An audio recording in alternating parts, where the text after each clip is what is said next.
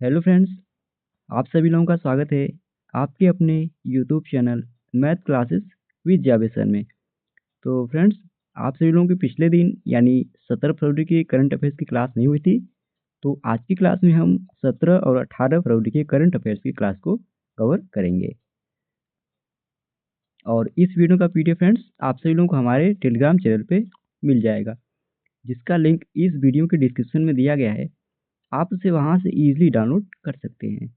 तो चलिए आज के सेशन को हम लोग करते हैं स्टार्ट। तो सेशन को स्टार्ट करने से पहले हम लोग पिछले दिन के करंट अफेयर्स का क्विक रिवीजन कर लेते हैं, जिसमें पहला प्रश्न है, आईसीसी चैंपियन ट्रॉफी 2025 का ब्रांड एम्बेसडर किसे नियुक्त किया गया है? तो इसमें फ्रेंड्स 4 लोगों को ब्रांड एम्बेसडर नियुक्त किया गया है, जिसमें अपने भारत देश के शिखर धवन, ऑस्ट्रेलिया के शेन वाटसन, न्यूजीलैंड के टिम साउदी और पाकिस्तान के सरफराज अहमद। इन 4 लोगों को आईसीसी चैंपियन ट्रॉफी 2025 का ब्रांड एम्बेसडर नियुक्त किया गया। साल 2025 के आईफा उत्कृष्ट उपलब्धि पुरस्कार से किसे सम्मानित किया जाएगा? तो इस पुरस्कार से राकेश रोशन को सम्मानित किया जाएगा। हाल ही में सेबी ने कौन सा नया डिजिटल प्लेटफॉर्म लॉन्च किया है? तो मित्रा डिजिटल प्लेटफॉर्म अभी हाल ही में सेबी ने लॉन्च किया है। तुलसी गाबार्ड को आधिकारिक तौर पर किस देश ने राष्ट्रीय खुफिया निदेशक के रूप में इन्हें नियुक्त किया है? तो अमेरिका ने इन्हें राष्ट्रीय खुफिया निदेशक नियुक्त किया। हाल ही में हुनूर इंडिया ने किसे फिनटेक इनोवेशन के लिए सम्मानित किया है? तो डॉक्टर राज पी नारायणन को अभी हाल ही में हुनूर इंडिया ने फिनटेक इनोवेशन के लिए सम्मानित किया। हाल ही में विश्व सरकार शिखर सम्मेलन का आयोजन कहाँ किया गया? इसका आयोजन यूएई में किया गया। किस पॉलिटिकल पार्टी ने हर्षवर्धन सपकाल को महाराष्ट्र प्रदेश का नया अध्यक्ष नियुक्त किया है? तो कांग्रेस पॉलिटिकल पार्टी ने इन्हें महाराष्ट्र का नया अध्यक्ष नियुक्त किया। आईसीसी द्वारा भ्रष्टाचार के कारण निलंबित की जाने वाली पहली महिला क्रिकेटर कौन बनी है? तो सुहेल अख्तर बनी है। हाल ही में विश्व जन्मजात हृदय दोष दिवस कब मनाया गया है? यह दिवस 14 फरवरी को मनाया गया। फरवरी 2025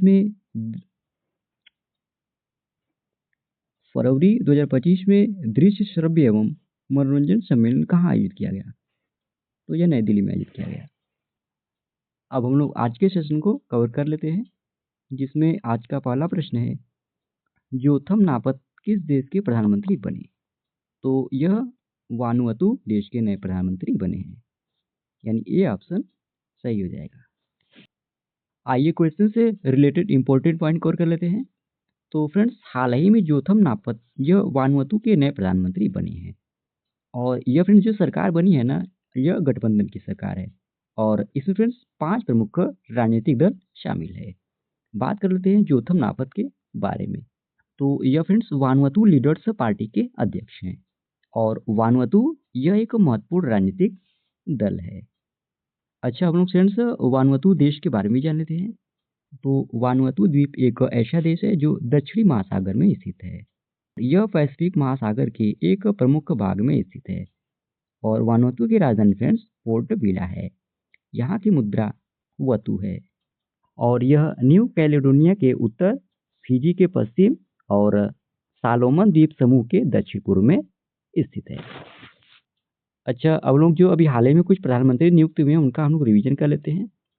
तो फ्रांकोइस बायरू को फ्रांस का नया प्रधानमंत्री नियुक्त किया गया। एलिक्स डिडियर फिल्स एम ने हैती के नए प्रधानमंत्री के रूप में शपथ ली।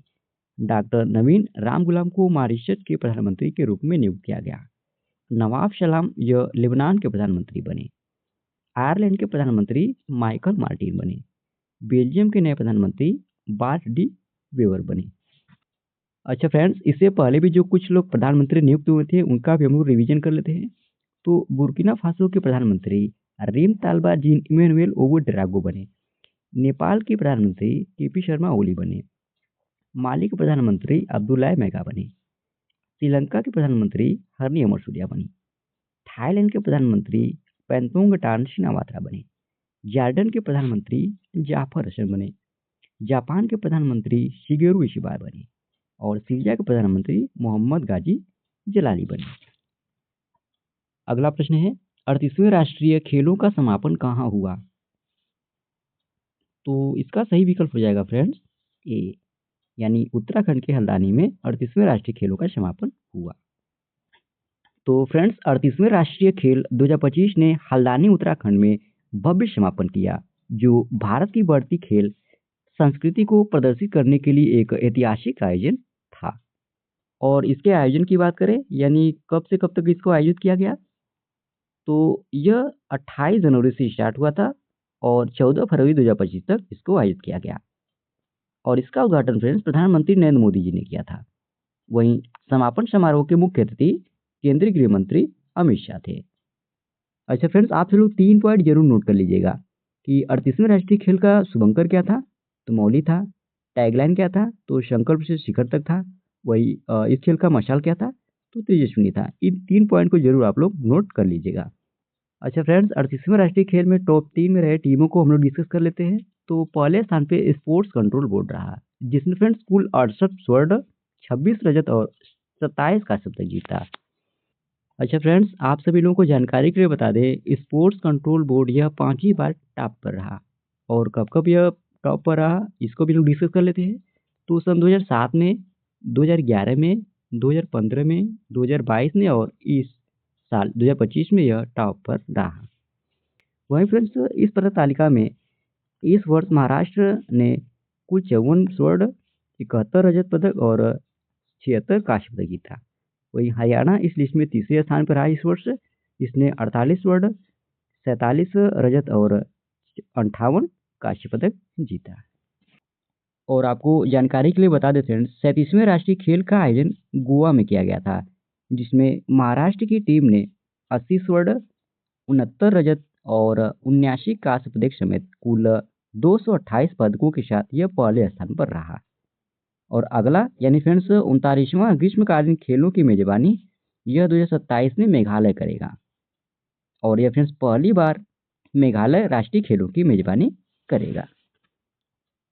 अगला प्रश्न है, फॉरवर्ड फास्टर सस्टेनेबिलिटी अवार्ड 2025 किस संगठन को प्रदान किया गया, तो इसका सही विकल्प हो जाएगा ए, यानी यह पुरस्कार एनटीपीसी लिमिटेड को प्रदान किया गया। तो फ्रेंड्स, भारत की सबसे बड़ी उत्पादित ऊर्जा कंपनी एनटीपीसी लिमिटेड को United Nations global compact network India द्वारा फॉरवर्ड फास्टर सस्टेनेबिलिटी अवार्ड 2025 से सम्मानित किया गया। यह पुरस्कार जल संरक्षण और सतत जल प्रबंधन में उत्कृष्ट योगदान के लिए एनटीपीसी लिमिटेड को दिया गया। इस पुरस्कार को 13 फरवरी 2025 को चेन्नई में आयोजित एक भव्य समारोह में प्रदान किया गया। और फ्रेंड्स, एनटीपीसी की ओर से यह सम्मान कार्यकारी निदेशक श्री कृष्णदास, सहायक महाप्रबंधक श्री के कार्तिकी ने इसे प्राप्त किया। और आपको जानकारी के लिए बता दें फ्रेंड्स, यह पुरस्कार उन वैज्ञानिकों को दिए जाते हैं जो अपने ऑपरेशन में स्थिरता और कंपनी की जिम्मेदारियों को पूरा करते हैं। अच्छा, अब हम लोग राष्ट्रीय ताप विद्युत निगम लिमिटेड यानी एनटीपीसी के बारे में जान लेते हैं। तो यह कंपनी फ्रेंड्स भारत के विद्युत मंत्रालय के अधीन एक सार्वजनिक कंपनी है। यह भारत की सबसे बड़ी उत्पादित ऊर्जा कंपनी है और इसकी स्थापना फ्रेंड्स वर्ष 1975 में हुई थी। देश की कुल बिजली उत्पादन क्षमता का लगभग 25% योगदान एनटीपीसी का है और इसकी स्थापित क्षमता फ्रेंड्स 77 गीगावाट से अधिक है। और वर्ष 2032 तक 60 गीगावाट विद्युतीय ऊर्जा स्थापित करने का लक्ष्य राष्ट्रीय ताप विद्युत निगम लिमिटेड यानी एनटीपीसी का है। अगला प्रश्न है, भारत सरकार ने लिम्फेटिक फाइलेरियासिस से मुक्त होने का लक्ष्य कब तक रखा है, तो इसका सही विकल्प हो जाएगा सी। तो फ्रेंड्स, केंद्रीय स्वास्थ्य और परिवार कल्याण मंत्री जगत प्रकाश नड्डा ने पहचाने गए 13 स्थानिक राज्यों में लिम्फेटिक फाइलेरियासिस के उन्मूलन के लिए वार्षिक मास ड्रग एडमिनिस्ट्रेशन यानी एमडीए अभियान का वर्चुअली शुभारंभ उन्होंने किया। और केंद्रीय मंत्री जगत प्रकाश नड्डा ने फ्रेंड्स यह कहा कि केंद्र सरकार का लक्ष्य 2027 तक देश से लिम्फेटिक फाइलेरिया रोग को खत्म करना है। और मास ड्रग एडमिनिस्ट्रेशन यानी एमडीए अभियान का उद्देश्य फ्रेंड्स रोग के आगे प्रसार को रोकने के लिए पहचाने गए स्थानिक क्षेत्रों में रोगों को फाइलेरिया रोधी दवा देना। और एमडीए यानी मास ड्रग एडमिनिस्ट्रेशन को फ्रेंड्स 13 राज्यों के 111 जिलों में शुरू किया गया है। जहां लिम्फेटिक फाइलेरिया रोग स्थानिक है। और ये राज्य फ्रेंड्स असम, आंध्र प्रदेश, बिहार, छत्तीसगढ़, महाराष्ट्र, गुजरात, झारखंड, केरल, कर्नाटक, मध्य प्रदेश, उड़ीसा, उत्तर प्रदेश और पश्चिम बंगाल, इन 13 राज्यों के 111 जिलों में मास ड्रग एडमिनिस्ट्रेशन को शुरू किया गया है। और आपको बता दें फ्रेंड्स, एमडीओ को भारत सरकार द्वारा रोग के प्रसार को रोकने के लिए सन 2004 में से शुरू किया गया था। अच्छा फ्रेंड्स, क्वेश्चन का टाइप हमारा भारत के लक्ष्य से रिलेटेड था, तो हम लोग जो भी भारत के कुछ लक्ष्य हैं उसका रिवीजन कर लेते हैं। तो विकसित भारत का लक्ष्य भारत को 2047 तक एक विकसित और खुशहाल बनाने का लक्ष्य है। भारत द्वारा शून्य कार्बन उत्सर्जन का लक्ष्य 2070 तक है। चंद्रमा पर अंतरिक्ष यात्री भेजने का लक्ष्य 2040 तक है। भारत को ऊर्जा में आत्मनिर्भर देश बनाने का लक्ष्य 2047 तक है। पोत निर्माण में आत्मनिर्भरता हासिल करने का लक्ष्य 2047 तक है। परमाणु ऊर्जा क्षमता को लाख मेगावाट बनाने का लक्ष्य 2047 तक है। हाइड्रोफ्लोरोकार्बन के उपयोग को 80% तक कम करना 2047 तक का लक्ष्य है। मुंबई शहर में शून्य कार्बन उत्सर्जन का लक्ष्य 2050 तक है। भारत द्वारा नेट जीरो का लक्ष्य सन 2070 तक है। अगला प्रश्न है, राजस्थान में 113 साल पुराने किंग एडवर्ड मेमोरियल का नाम बदलकर क्या कर दिया गया? तो अब इसका नाम महर्षि दयानंद विश्रांति गृह कर दिया गया है, यानी डी ऑप्शन सही हो जाएगा। तो फ्रेंड्स, राजस्थान के अजमेर शहर में स्थित 113 साल पुरानी किंग एडवर्ड मेमोरियल इमारत का नाम बदलकर अब महर्षि दयानंद विश्रांति गृह कर दिया गया है।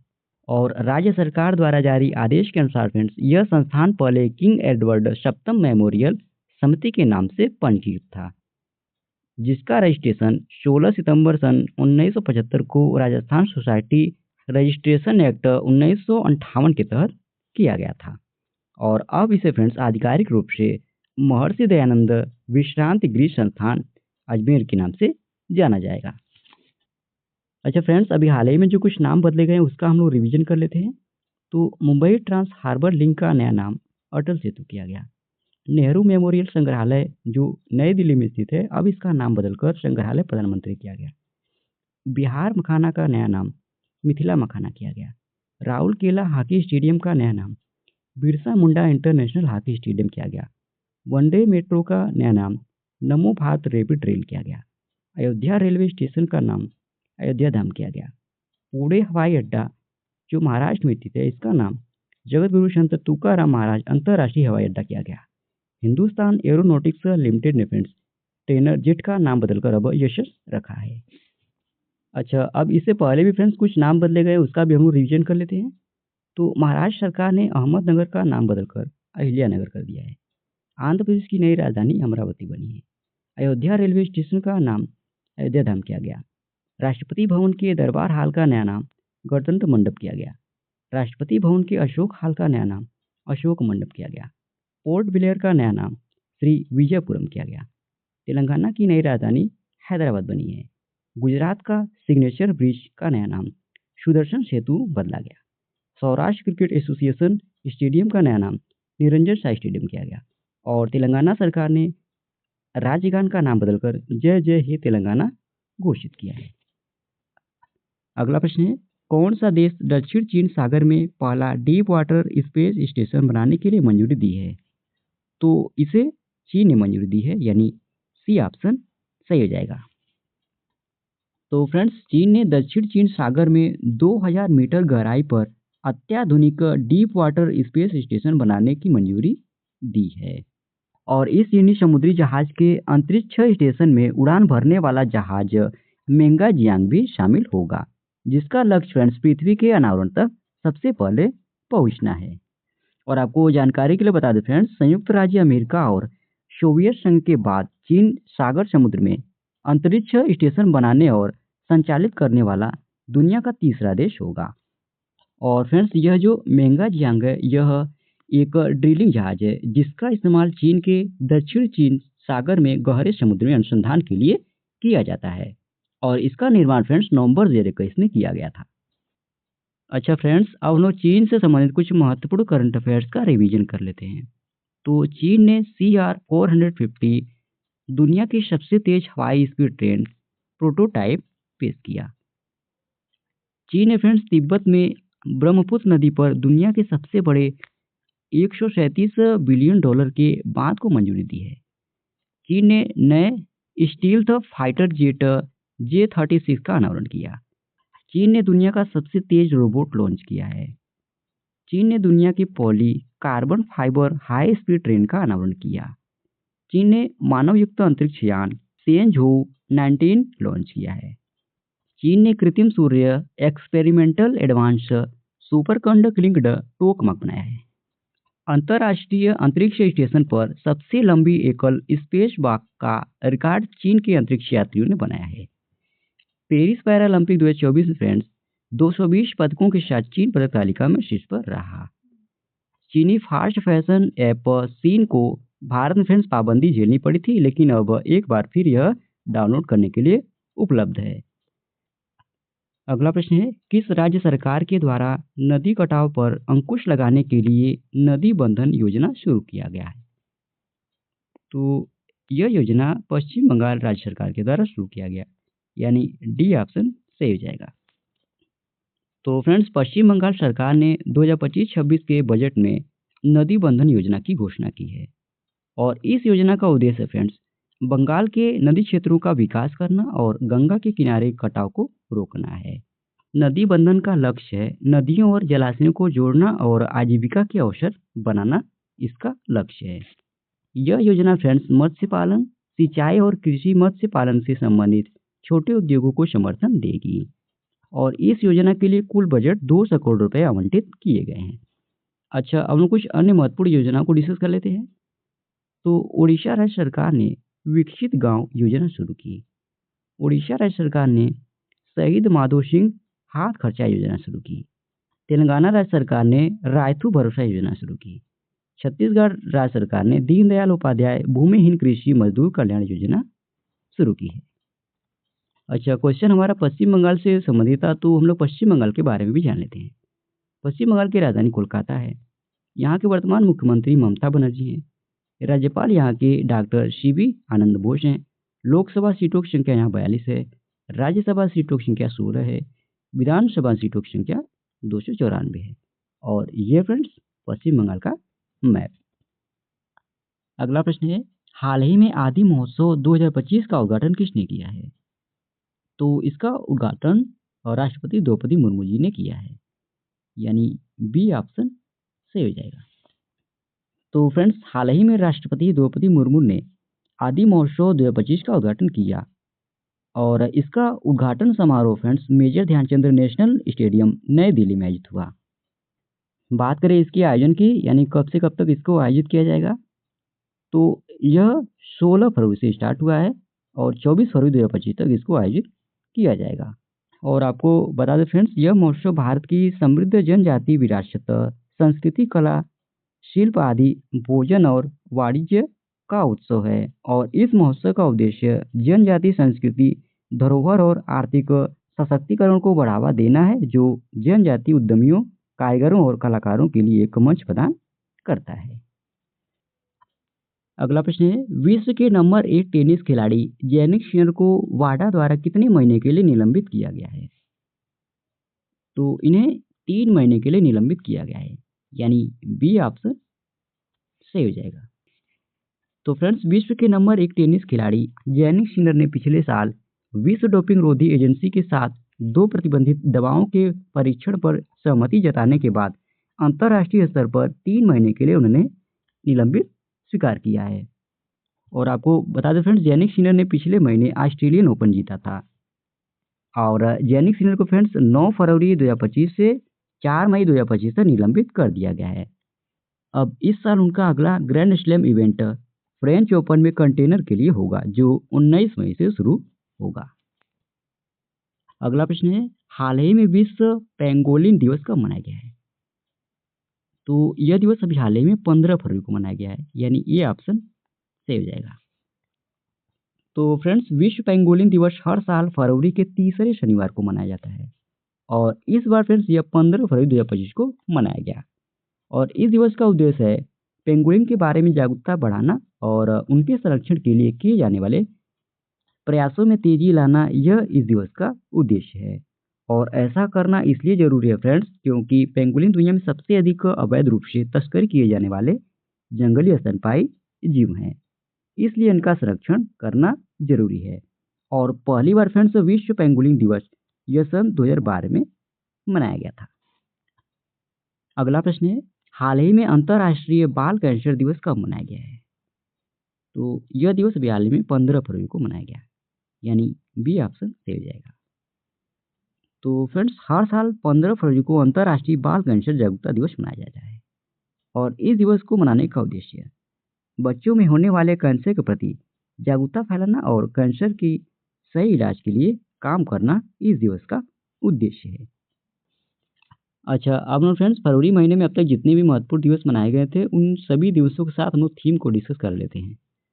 तो 1 फरवरी को भारतीय तटरक्षक दिवस मनाया गया, 2 फरवरी को विश्व आर्द्रभूमि दिवस मनाया गया, 3 फरवरी को राष्ट्रीय गुमशुदा व्यक्ति दिवस मनाया गया, 4 फरवरी को विश्व कैंसर दिवस मनाया गया और थीम थी यूनाइटेड बाय यूनिक। 4 फरवरी को ही राष्ट्रीय कृमि मुक्ति दिवस मनाया गया और थीम थी एसटीएच को खत्म करें, बच्चों के स्वस्थ भविष्य के लिए निवेश करें। 10 फरवरी को विश्व दलहन दिवस मनाया गया और थीम थी दालें कृषि खाद्य प्रणालियों में विविधता लाना। 11 फरवरी को अंतर्राष्ट्रीय महिला एवं बालिका विज्ञान दिवस मनाया गया। 12 फरवरी को डार्विन दिवस राष्ट्रीय उत्पादकता दिवस मनाया गया।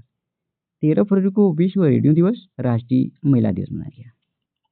14 फरवरी को विश्व जनजाति हृदय दोष दिवस मनाया गया। तो फ्रेंड्स इसी प्रश्न के साथ ही ये आज का हमारा डेली करंट अफेयर्स का सेशन समाप्त होता है। आशा करते हैं आज का आपको सेशन अच्छा लगा होगा और इस वीडियो का पीडीएफ आपको हमारे टेलीग्राम चैनल पे मिल जाएगा, जिसका लिंक वीडियो के डिस्क्रिप्शन में दिया गया है। आप उसे वहां से इजीली डाउनलोड कर सकते हैं। और वीडियो में लास्ट तक बने रहने के लिए धन्यवाद। आज के लिए इतना ही। जय हिंद, वंदे मातरम।